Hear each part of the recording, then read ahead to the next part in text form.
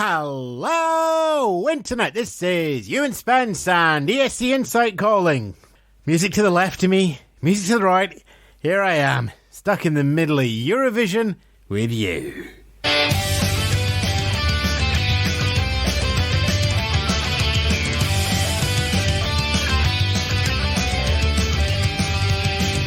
Coming up, we have two more names for Rotterdam. Sweden's Hall of Fame opens up. And what will replace? Take it away. Yes, good afternoon, good morning, good evening. It's Ewan Spence here. That's me with the ESC Insight News podcast, keeping up to date over the last 7 days in the world of the Eurovision Song Contest. And one mention of Junior Eurovision. Ireland's open up their request. If you're looking to sing for Ireland at Junior Eurovision in November this year, somewhere, then submissions are open over on the HGR website.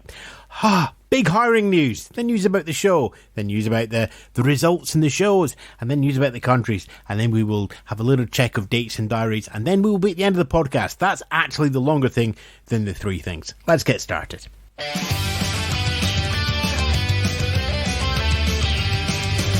And we'll start with that big hiring news. We all knew that this would be Jon Ola Sand's last year as Executive Supervisor, but now we also know his replacement.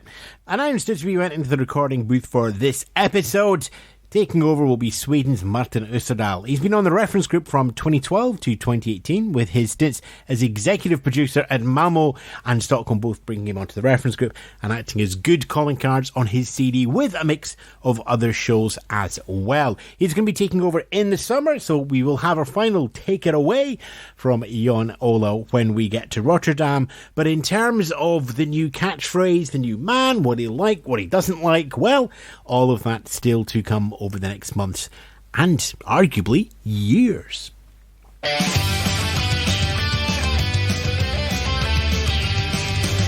Right then, show details. Look, you know the drill already. 12th, 14th semi-final, 16th for the grand final. Hotel prices are high. Wait a little bit more if they come down. First wave of tickets are already sold. Tickets are going back out on sale. January the 13th. All gate tickets are already out. There's no standing tickets available yet. Don't buy them from touts. Everybody have a look at Ticket Swap because they're official resellers and Payload tickets. It's the main sale of 5 to 1, 16 to 1, 12 rand. Okay, right then. Now that's done and out the way. Because we might have new listeners. If you are new listeners, thanks for joining in. If you've been listening for a while, do feel free to leave us a recommendation on the normal podcasting services. Right, caffeine is out of my system. Okay, event coordinator Rainer Veers has confirmed that 260 applications have been made to hold parties and events in Rotterdam during the Eurovision fortnight. They're now all being assessed, and no doubt more details will be published closer to the contest. The head of delegation reference group where we draw at the semi-finals is coming up, so we might get some of the big events announced there, or they might just leak out over the weeks to keep it ticking over. I think we might wait until here March and April, not quite sure yet.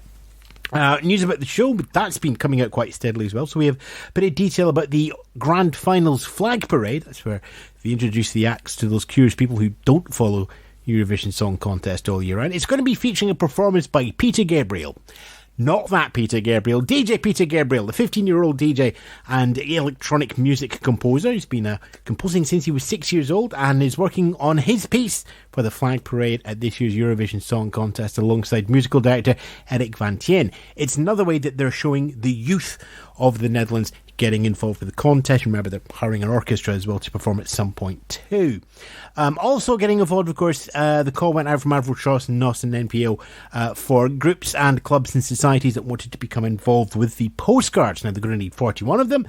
And in terms of people who want to be in the postcards, 1,347 applications. So there's going to be a little of auditioning and whittling down, but that should be more than enough for a diverse selection showing off the whole country.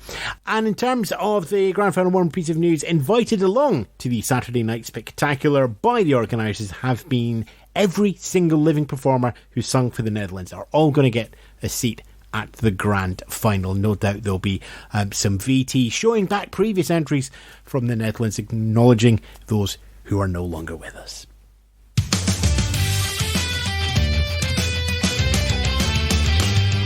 Okay, we've got results and internal selections to go through here. First up, France.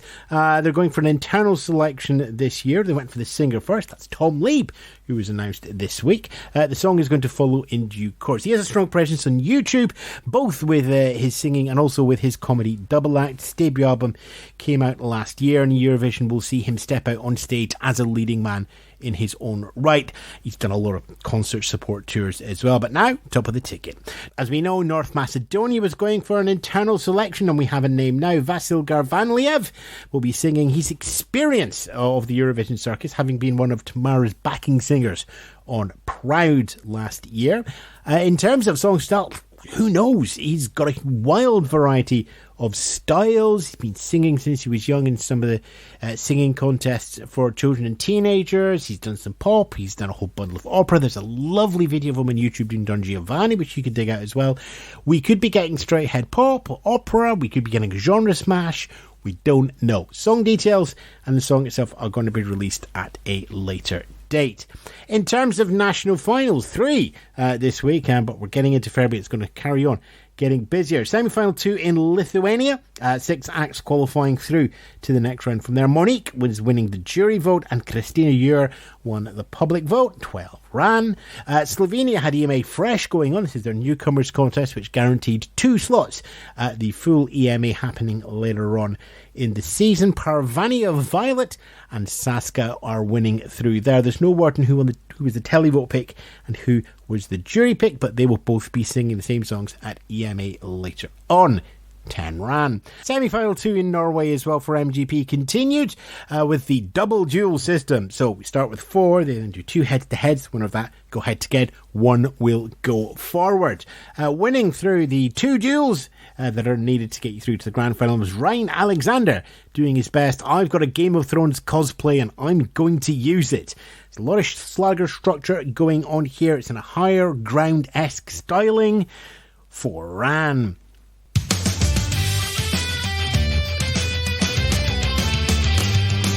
Over in Australia, 5 more songs have been released by SBS, joining Jack Vidson's I Am King, I Am Queen. We have the tracks now from Casey Donovan, Mitch Tambo, Iota and Diane Ruvas. We're waiting to hear the last handful ahead of the one-shot national final on Saturday, the 8th of February.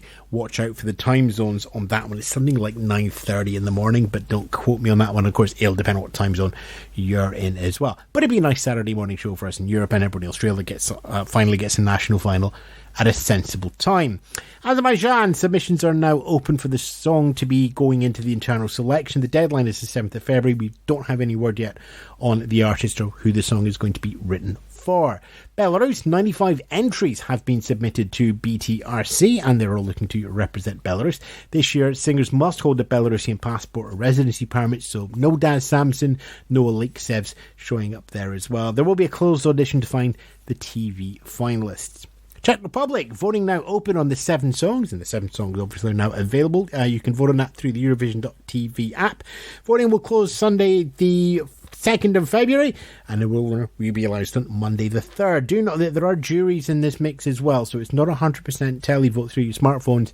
There are some additional points available through the broadcaster's selection process as well.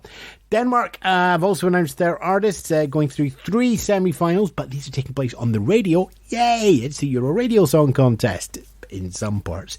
There'll be 2 jury wild cards there from the non-qualifiers out of the semi-finals. That's going to give us 5 entrants to the one-shot national final on March the 7th. Germany next. We're still awaiting details from that, but EC Compacts has noted that the listings for TV broadcasting February have no mention of Eurovision or a song for Rotterdam or anything like that. Now, to be fair, they could still put something in the first week of March, but the people who are on the People's Jury, the Eurovision jury, haven't been contacted since the summer neither. Again, according to AC Compact, so we're all pretty sure that we are looking at an internal song and artist selection for Germany, which hasn't been the case since 2009, with Alex Sings and Oscar Swings, I think. There we go. So we'll keep an eye on Germany for you. Over in Iceland, fun and games there. Not only do we have Songvikeppen's 10 songs being released with the full album going out on Spotify, all 10 tracks are in Icelandic there. There's also 6 tracks that would like to switch to English if they make the final, because you've got to sing in Icelandic in the semi-finals, and if you go to the grand final, you've got to sing in the language that you want to take the song to Eurovision with. So it's a 4-6 split going on there, and for those of you who must, there are karaoke versions on the album as well. It's up on Spotify and all the usual places. Also, RUV appears to have taken on board some sponsorship from Netflix, and it looks like there's a rumoured 70,000 euros to help finance Songförkeppen's broadcast this year. We'll be keeping an eye on that once the shows start. Last week saw the 26th long-listed song for Latvia's Supernova, and this week LTV have revealed the 9 acts who will be making it through to the final on February the 8th. Most notably, the perennial contestant Markus Reva. His song was Impossible. That fell at this hurdle, as did cellist Madra with Marazeme. We've got a few familiar names still in the mix, though, including Samantha Tina, Edgar Skrellis, Mick Stickers, and Katrina Demanta, who's formerly of the band that I can never pronounce the song Cake to Bake.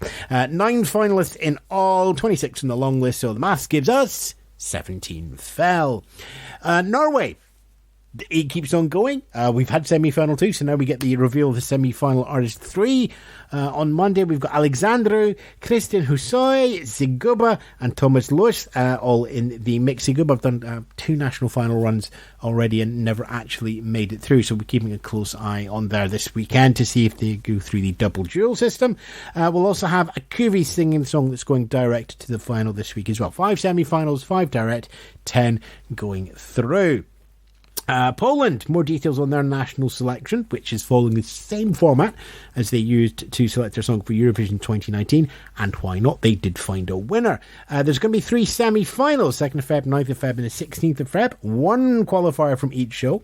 2 things to here. The first one is it's a pre-recorded show for the semi-finals, so there will be a jury pick from each one of those. There'll also be a golden ticket for any act to take a grand final, up to 4 potential songs, which will take place in February the 23rd. Second thing to note is these semi-finals are themed. So the first semi-final is themed around ABBA. The second semi-final is themed around Eurovision hits. And the third semi-final is themed around the Beatles. I'm definitely tuning into the Beatles one on the 16th of February, it has to be said. Portugal, RPT have officially launched Festival de Canção season. The release of the 16 semi-finalists have appeared on YouTube, and the album is kicking around as well. Semi-finals in Lisbon on February the 22nd and 29th, with the final being held in Elvas on March the 7th. Sweden, and the quiet period before the show kicks off in Sweden, because everybody knows it's Melody Festival, and SVT has announced that there will be a Hall of Fame for Melfest. This year we're going to see 48 acts inducted into the hall. They've been selected by Krista Björkman, Karen Gunnarsson, Annette Hellenius and Crystal Tolson Wheelers. They're going to be guided by a recent Melfest survey, but they're selecting the 48. In subsequent years, a jury will select a shortlist of 18 names, and then viewers will vote on the 6 to enter the hall each year. And finally, for country news, we have Ukraine. The 16 acts of Vibdir have been announced. Maruv is not on the list. Semi-finals on the 8th of Feb and 15th of Feb. Grand final on the 22nd of February.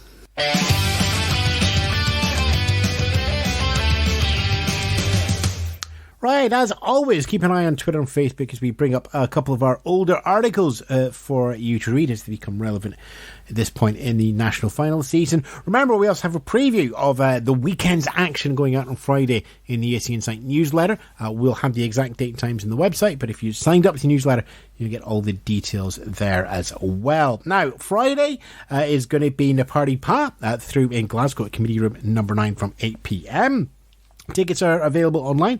They will be available at the door as well, where you can join in and be part of the juries in the nearly but not quite competition to find the best song that finished 11th in the Eurovision semi-final. That's this Friday through in Glasgow starting at 8 p.m. Today, we've already had the stuff for today. Check voting, that carries on, and the semi-final songs for Norway's third show have been revealed as well. In terms of dates for the rest of the week, well, that third heat of Melody Grand Prix from Norway takes place on Saturday, as does the third heat in Lithuania.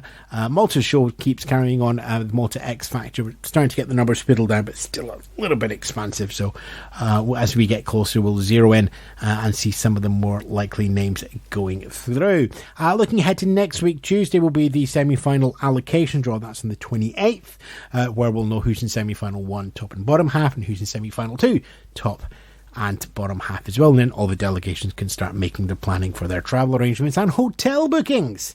What else have we got? Well, the parties are happening on later on in the year. We've been over them a couple of times. Eurovision concert, pre-party, yes. London Eurovision as well. If you are hosting a party and it's not been mentioned here, it's one of the really big ones, do let us know. We'll add you to the calendar. Details and getting in touch with us, escinsight.com. And that's it. That's the catch-up for the news. We've been through everything. 7 days of Eurovision. The pace is heating up. The music is coming at us thick and fast every day. We're getting more releases, more long lists, more short lists. So do keep an eye around all the communities, and we'll bring you an update every week. Fast stuff up on Twitter, and we'll also occasionally play you some guitars.